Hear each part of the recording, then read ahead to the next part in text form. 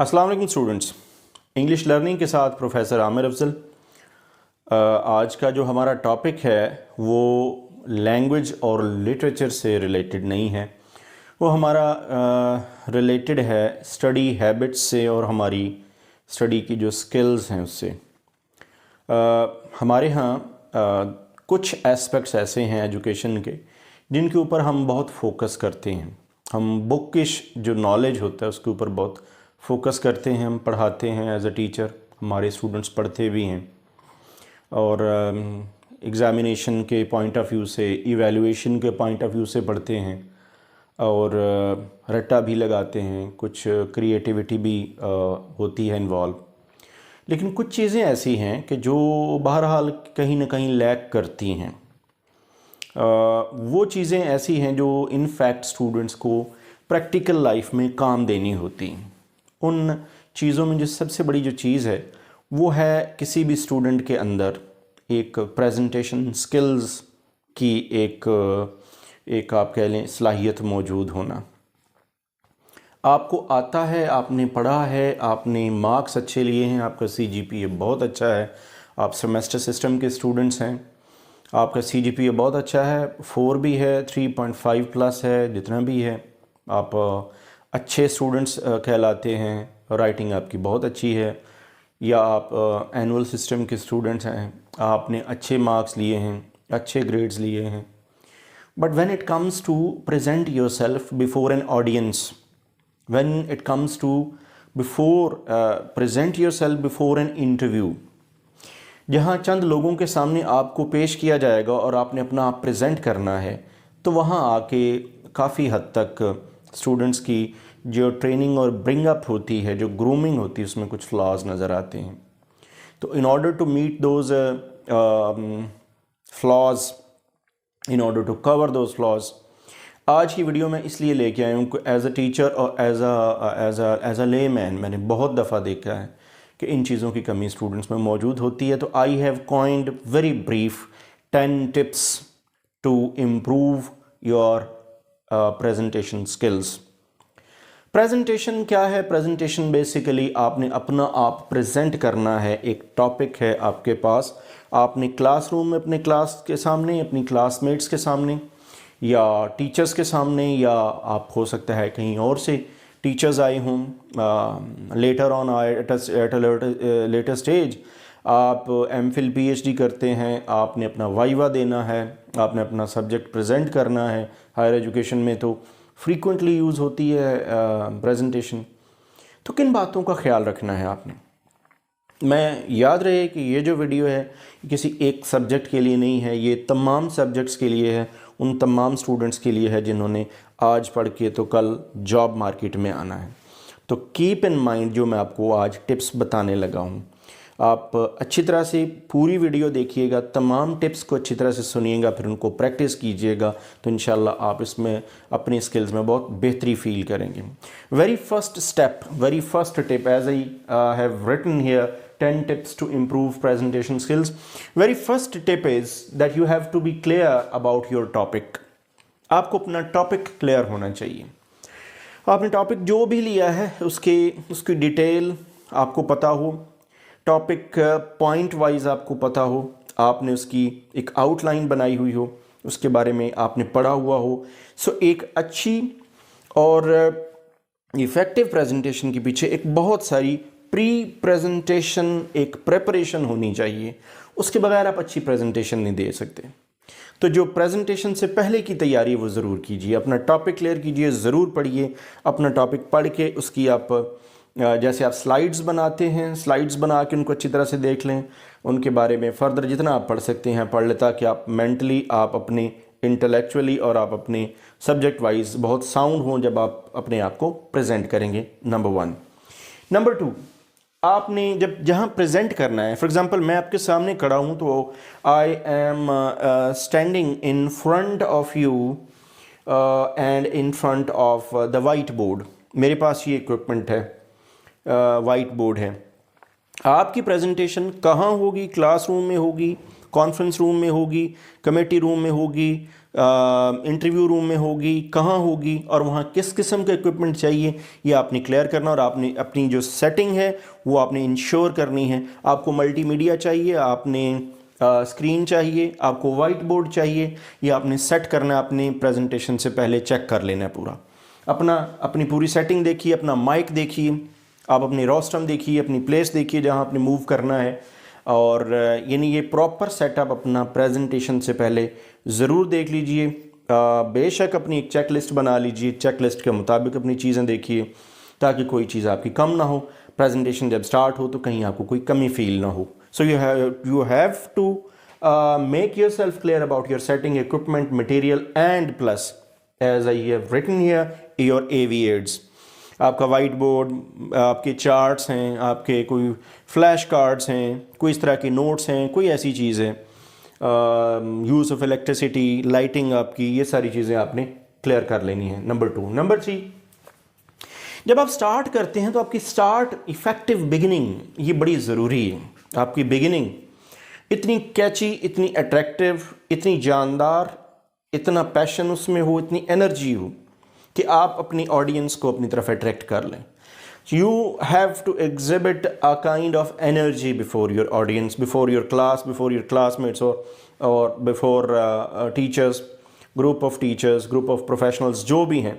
आपकी एक अच्छी इफ़ेक्टिव, कैची, अट्रैक्टिव आपकी बिगिनिंग होनी चाहिए। अच्छे पॉइंट से स्टार्ट कीजिए, लोगों को वेलकम कीजिए, अपने सामने बैठी हुई ऑडियंस को आप जानिए, जान के आप उनको वेलकम कीजिए, उनको बताइए अपने टॉपिक के बारे में, अपना एक टॉपिक इंट्रोड्यूस करवाइए, टॉपिक को प्रॉपरली अच्छे वर्ड्स में इंट्रोड्यूस करवाइए ताकि उनको ये बात क्लियर हो जाए। और टॉपिक के अगर सब टॉपिक्स हैं तो वो भी आप अपने वहाँ पर मेंशन कीजिए, और ताकि जो सामने बैठा हुआ है जब आप इंट्रोडक्शन करवाएं तो उनको पता हो कि आप प्रेजेंट क्या करने जा रहे हैं। So proper beginning, effective beginning with all introduction and points, ये आपकी जिम्मेदारी है, ये आपने सीखना है with your practice। Effective beginning आ गई, then you have to engage your audience। How you have to engage your audience? अपनी audience को आपने engage इस तरह से करना है।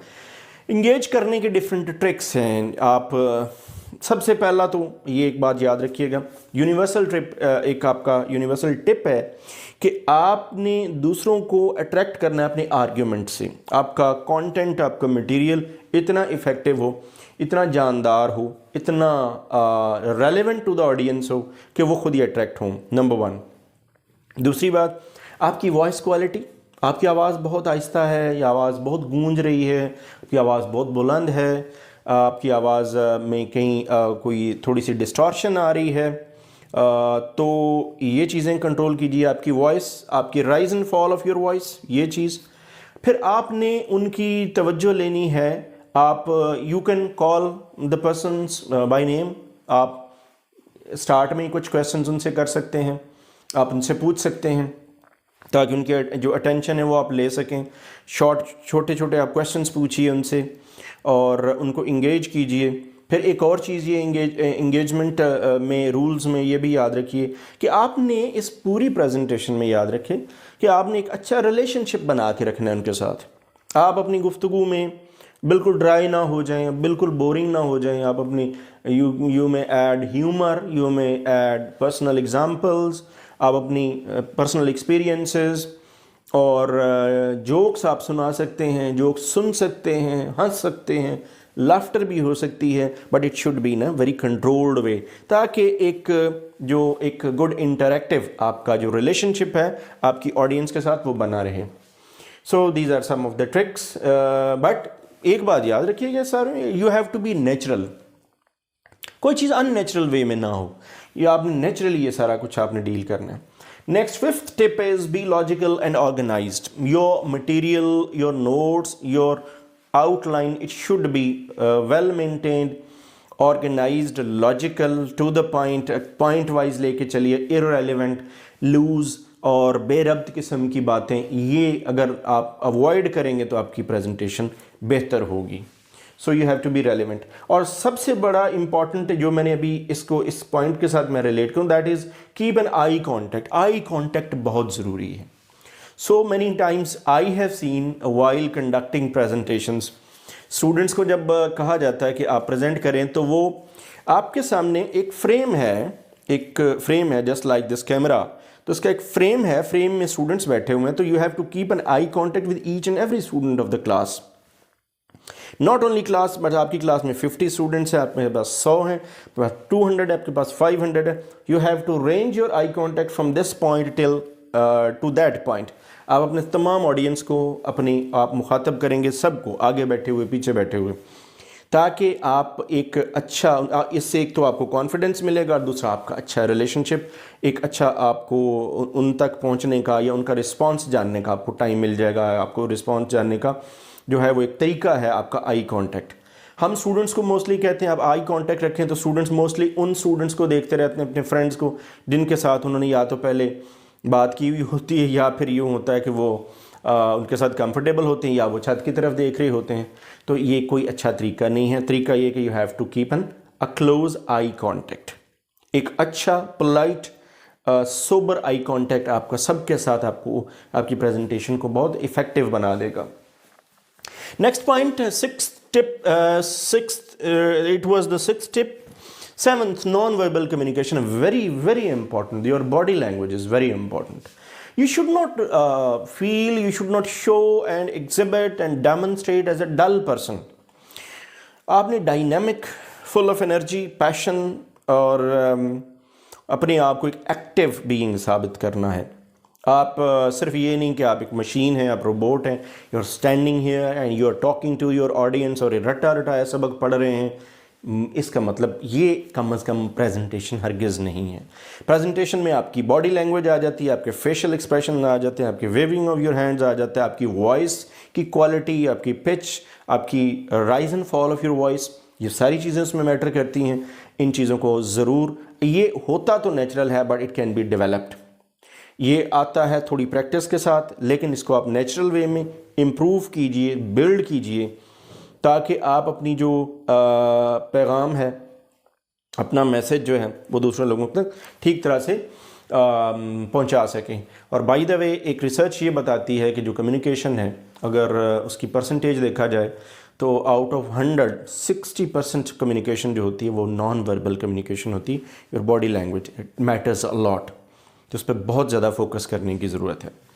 Next 8th tip is your distribution of your notes and hand outs. ये भी कर सकते हैं, बेहतर होगा कि जो आपने अपना एक वाइट बोर्ड है, मल्टीमीडिया है या चार्ट्स हैं, जो भी है, उसके साथ अपने अगर हैंड आउट्स, और वो आप खुद डिस्ट्रीब्यूट करें instead of asking someone else.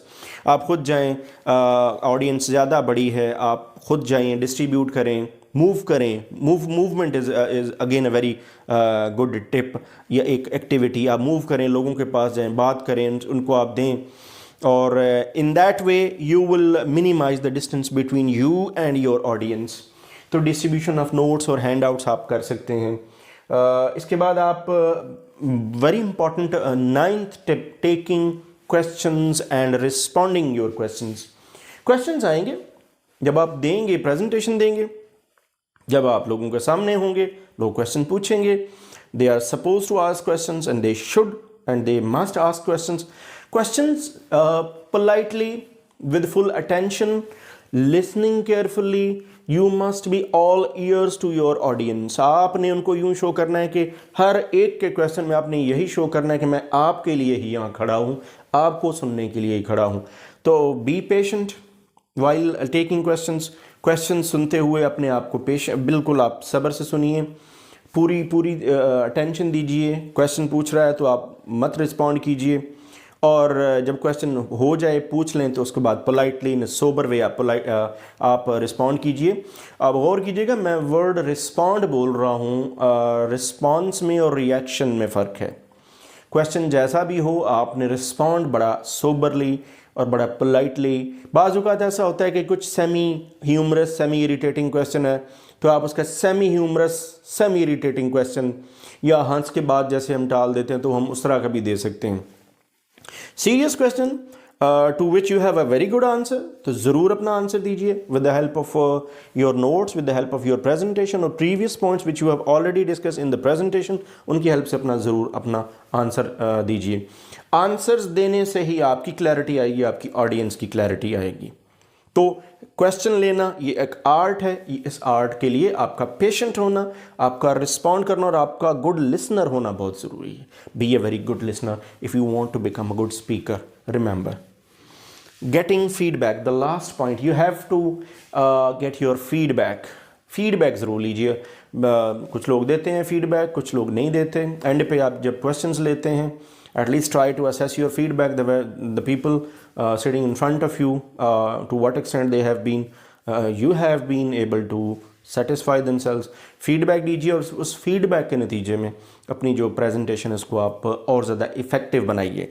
आप देख रहे होंगे after telling you about all the 10 tips, एक टिप मैंने एंड पे लिखा है जिसको मैंने एक लाइन के अंदर लिखा, that is self evaluation.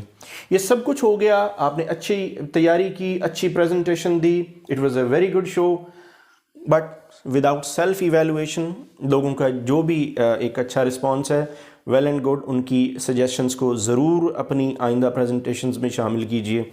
But finally जब आप फ्री हो जाएं तो अपनी सेल्फ इवैल्यूएशन ज़रूर कीजिएगा, कहाँ किस चीज़ की कमी रहेगी। Of course no one is perfect.